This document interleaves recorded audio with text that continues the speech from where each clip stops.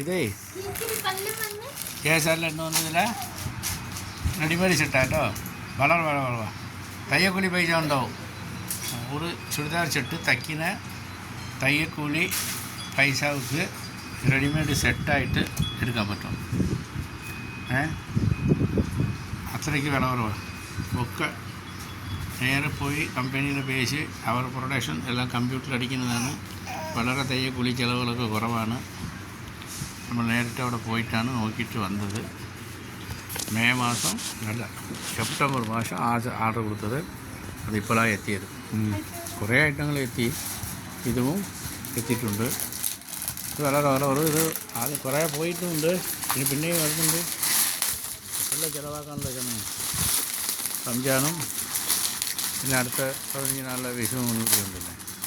അപ്പോൾ അതുകൊണ്ട് ഒരു കേട്ടോ വന്നിട്ട് എടുത്തിട്ട് പോയിട്ടേ നല്ല വിലയ്ക്ക് വിൽക്കാൻ പറ്റും. നമ്മളിപ്പോൾ റീറ്റെയിൽ വെക്കുന്നില്ല. റീറ്റെയിലല്ല കേട്ടോ, കച്ചവടക്കാർക്ക് മാത്രം.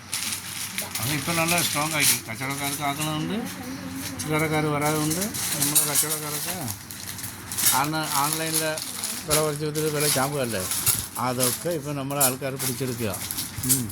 പിന്നെ തുണിയാണെങ്കിൽ ഒറിജിനലായിട്ട് കാണിക്കാമല്ലോ. അത് ഫോട്ടോ കണ്ടിട്ട് എടുക്കണ്ടേ. ഫോട്ടോ ലേശം ക്ലാരിറ്റി മാറിയാൽ പോയില്ലേ കഥ. അതുകൊണ്ടേ അപ്പോൾ അത് മാത്രമല്ല ഇതുമുണ്ട്. ഇതും അതേ കളർ തന്നെ. അതേ കളറല്ല, ഇത് വേറെ വേറെ കളറാണ്. ഒരുപാട് കളറുണ്ടേ. അത് നോക്കി ഒരുപാട് ബണ്ടലാ വരുന്നുള്ളൂ. കെട്ടുകെട്ടായിട്ട് വലിയ ചാക്ക് കെട്ടിലേ വരിക. അട്ട ബോക്സിലൊക്കെ വെച്ചിട്ടേ ബണ്ടൽ. അപ്പോൾ അതുകൊണ്ട് വന്നിട്ട് എടുത്തിട്ട് പോയിട്ട് വിൽക്കുക. കുറേ അടുപ്പിച്ച് വരാനിരിക്കേണ്ട. തിരക്കായാൽ ഇടങ്ങാറാവും, എടുക്കാനൊക്കെ ബുദ്ധിമുട്ടാവില്ലേ. അപ്പോൾ സമയം പോകും.